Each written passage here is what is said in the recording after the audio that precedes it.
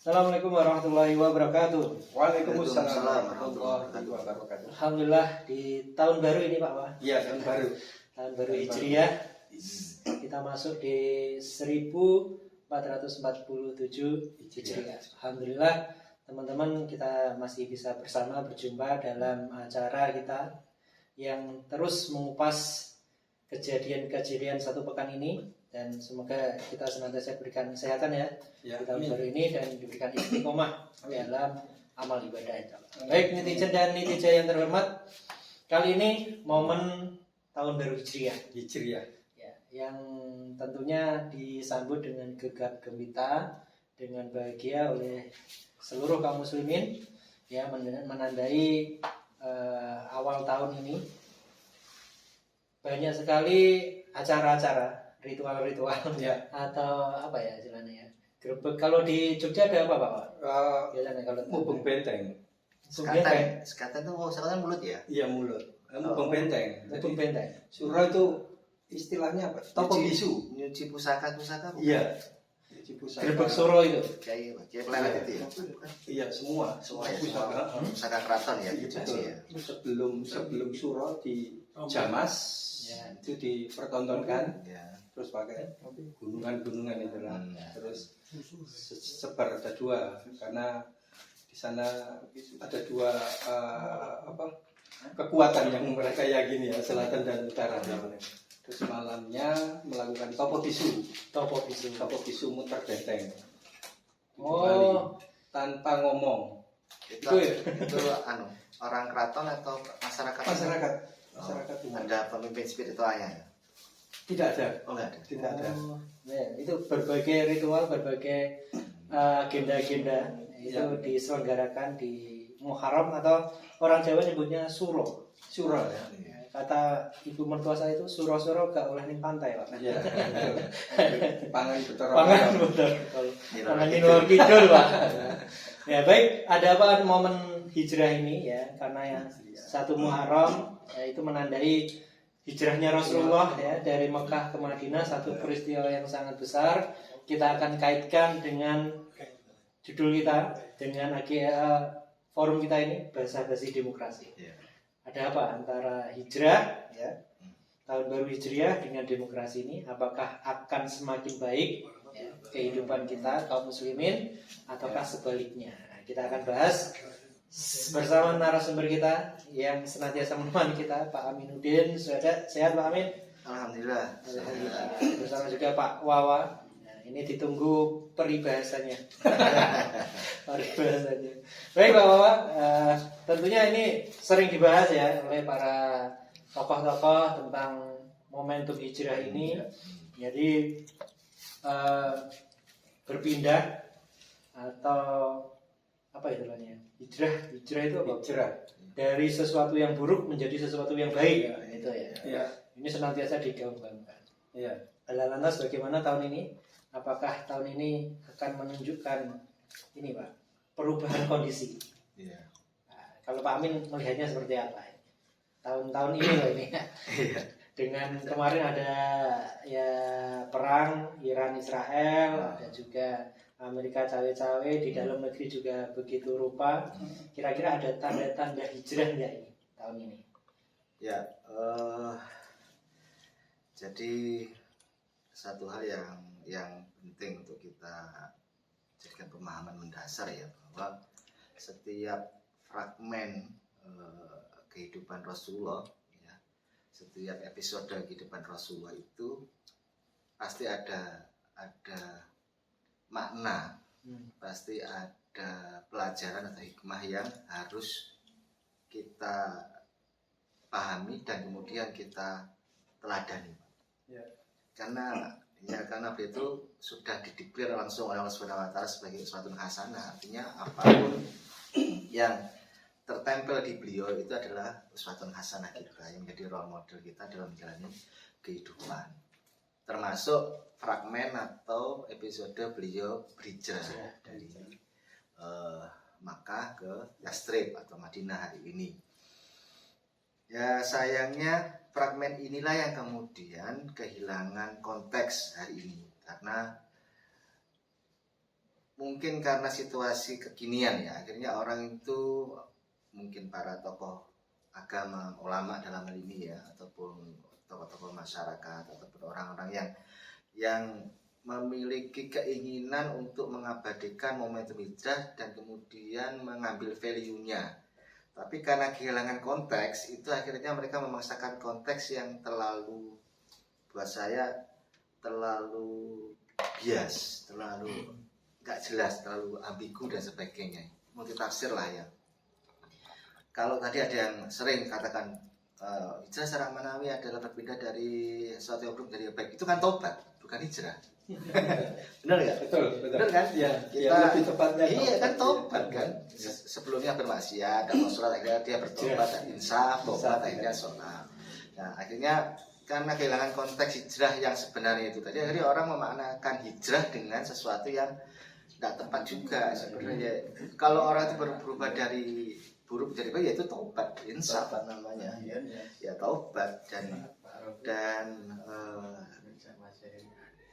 menjadi mengecilkan atau minimal mendistorsi makna hijrah sesungguhnya. Karena istilah hijrah itu kan tidak lain adalah proses perpindahan ya Rasulullah dari Mekah ya ke Madinah, dan terkait juga dengan konteks peristiwa yang melatar belakangi dan peristiwa yang terjadi setelah hijrah. Jadi hijrah itu yang di situ. Jadi kalau saya pakai istilah ulama yang mungkin dalam perspektif saya itu lebih tepat tafsirannya adalah ya hijrah itu berpindah dari Darul Kufur yaitu Makkah yang menolak dakwah Rasulullah ke Darul Islam yaitu Yathrib yang menerima dakwah Rasulullah. Ada peristiwa 13 tahun dakwah Rasulullah yang mengalami persekusi luar biasa, kriminalisasi luar biasa, penyiksaan, boikotan, ya propaganda buruk terhadap dakwah sampai berujung puncaknya 3 tahun boikot ya kan, dan ditutup dengan episode pengancaman pembunuhan ya.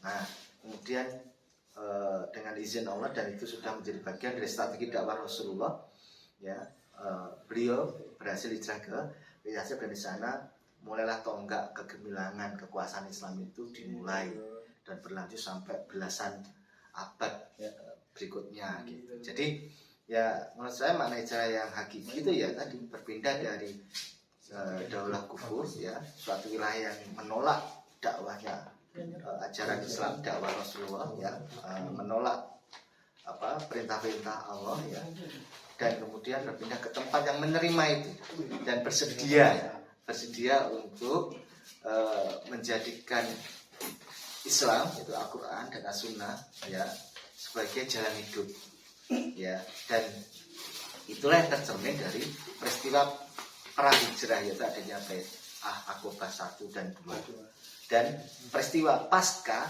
hijrah yaitu tegaknya daulah Madinah, berpindah dari sistem jahiliyah ya, kesukuan waktu itu yang memang, jadi sistem politik hari itu kan kesukuan ya, kabilah-kabilah. Kalau di daerah Arab waktu itu kan berbeda mungkin dengan kerajaan Romawi atau Kaisar Romawi atau kekaisaran atau Imperium Persia, tapi di sana berlaku sistem politiknya itu kan pemerintahnya berdasarkan kabilah-kabilah ya, ada kepala suku, ada ketua kabilah dan sebagainya. Mereka berbagi kekuasaan dan ada yang terkait dengan peperangan, ada yang terkait dengan logistik, ada yang terkait dengan peribadatan. Mereka punya itu, sistem itu sudah ada.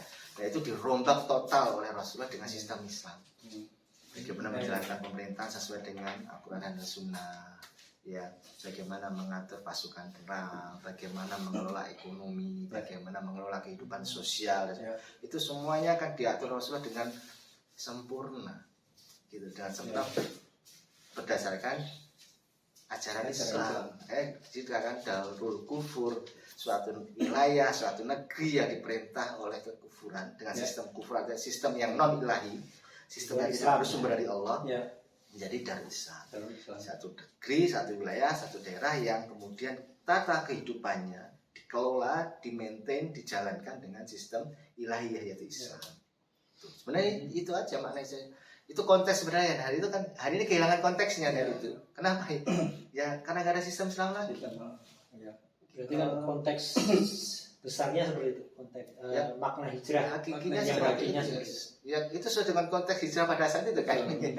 Jika tidak perlu kemudian kita blur atau kita distorsi dengan makna hijrah hari. Tapi kan tadi saya bilang kalau orang itu sebelumnya alkoholik gitu ya, suka minum khamr lalu dia bertobat lalu dia tidak lagi minum khamr, itu bukan hijrah, itu tobat. Lebih tepatnya tobat. Iya. Tapi itu kalau ngomong-ngomong kalau khamr ya, kecanduan alkohol itu kan alkoholik ya. Ya. Jadi ada istilah gitu. Nah ini menarik nih Mas. Kalau kecanduan Fanta itu apa? Fantastik. Julukannya fantastik. Kecanduan Fanta itu fantastik. Nah ini kembali lagi ya, ngomong-ngomong tentang astagfirullahaladzim, harap ngomong semen. Ngomong-ngomong tentang apa sistem ya Sistem, tadi, ya. amin ya. Iya. Terus hijrah dikaitkan dengan hijrah itu. Seberapa pentingkah hijrah dari sistem demokrasi ke sistem alternatif itu? Seberapa penting itu? Iya. Maksudnya sistem demokrasi dan ke sistem yang diterapkan Rasul ya di Sistem Islam. iya sistem Islam yang di Madinah itu ya. Langsung politik ya. Iya. Tapi memang begitu ya, karena konteksnya politik. Hijrah itu jangan jadi pemirsa semua spiritual ya. Iya, ya, betul. ya, Karena ya. tadi spiritual. sistem lah itu. Netizen kan sebenarnya sudah sering mendengar bahwa Islam itu sebuah agama yang tidak sekedar melulu terkait spiritual dan ritual, Ya. tapi dia adalah agama yang juga menjadi way of life, jalan hidup atau bahasa ilmiahnya ideologi ya. Di mana di dalam Islam itu termaktub semua aturan yang paling mendasar bagaimana mengelola kehidupan ini. Aturannya sudah clear sempurna sejak zaman Rasulullah, ya kan? Ayo makmatul akum dinakum wa atmamtu alaikum nikmati itu kan ya. Jadi itu sebenarnya deklarasi yang langsung dari Allah Subhanahu wa taala melalui lisan Rasulullah bahwa Islam itu sudah sempurna sebagai jalan hidup. Yang ngatur spiritual, yang ngatur ritual, yang ngatur kehidupan aktual sehari-hari. Nah, manusia itu kan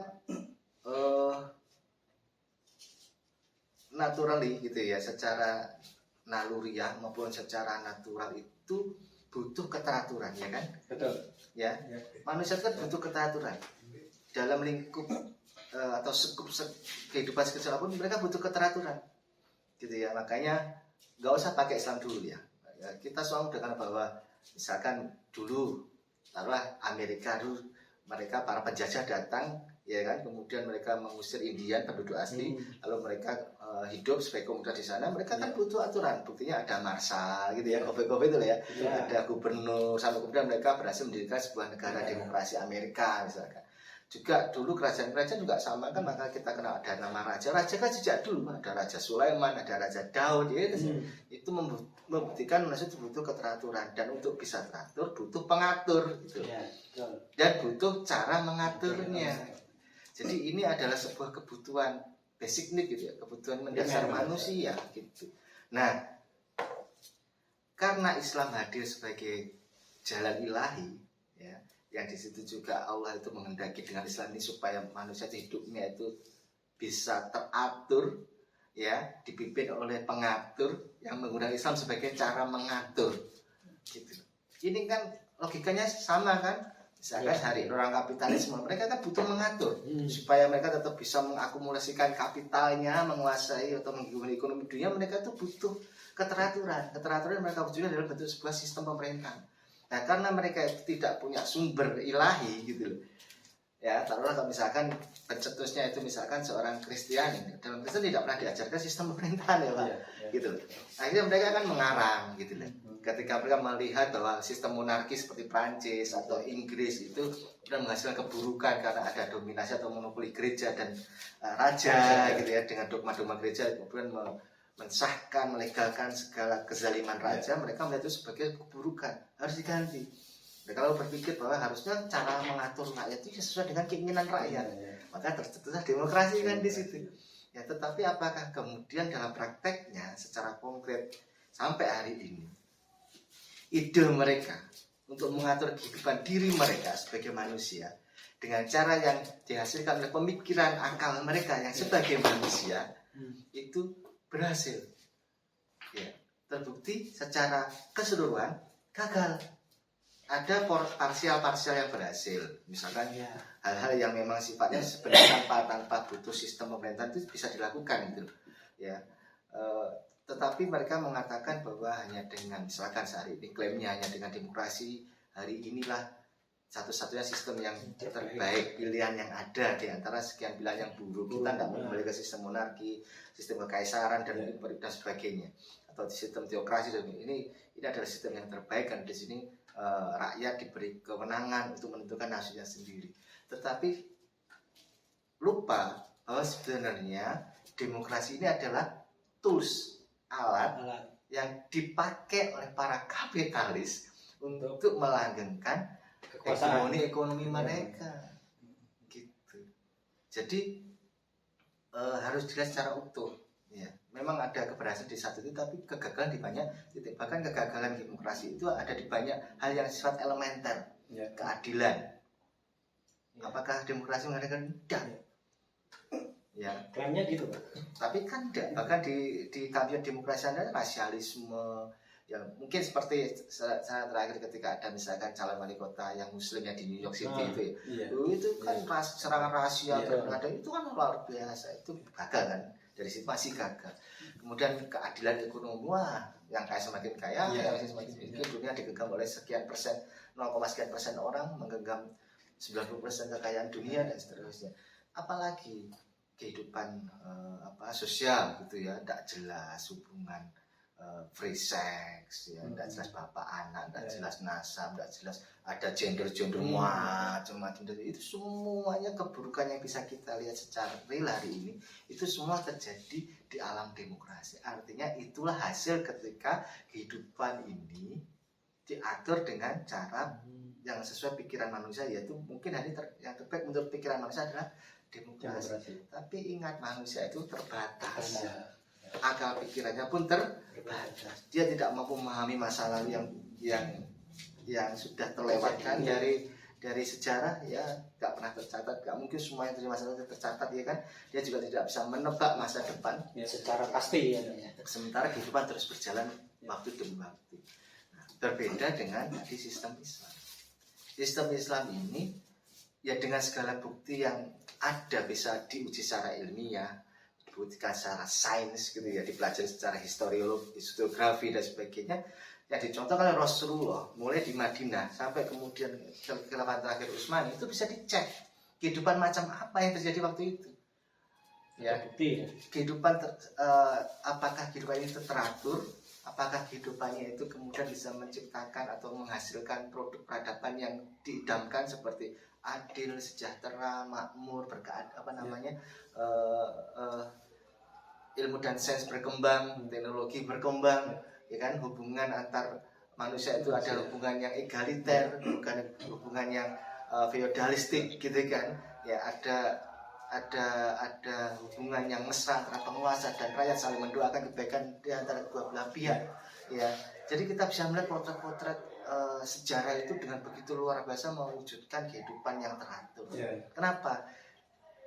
Ya rasionalnya kan karena Islam itu berasal dari wahyu, dari firman langsung dari Allah Subhanahu wa taala, dipotretkan langsung melalui sosok Rasulullah yang memang manusia bisa dilihat keseharian seperti itu. Ya, ngomong dan berdagang seperti manusia pada biasanya, dan kemudian di copy paste dengan sempurna oleh Khulafaur Rasyidin. Ya, kemudian di copy paste lagi meskipun dengan banyak ada beberapa-nya, tapi tidak beranjak dari sumber utamanya gitu ya. Itu kan bisa dilihat apakah dulu di era khilafah itu keadilan tercipta, bagaimana tingkat kriminalitas, bagaimana tingkat penghargaan terhadap perempuan, bagaimana tingkat penghargaan negara terhadap masyarakat, bagaimana para khalifah penguasa itu melayani masyarakatnya dan sebagainya. Ya, apakah di zaman kekhilafahan yang 1300 tahun itu ada genosida atas satu etnis tertentu, ada etnis cleansing seperti di Rohingya, seperti di Gaza, ada enggak? Cek aja gitu loh. Ya mungkin ada pertumpahan darah terkait dengan suksesi politik, tapi itu kan sangat kecil dibandingkan sejarah panjang itu.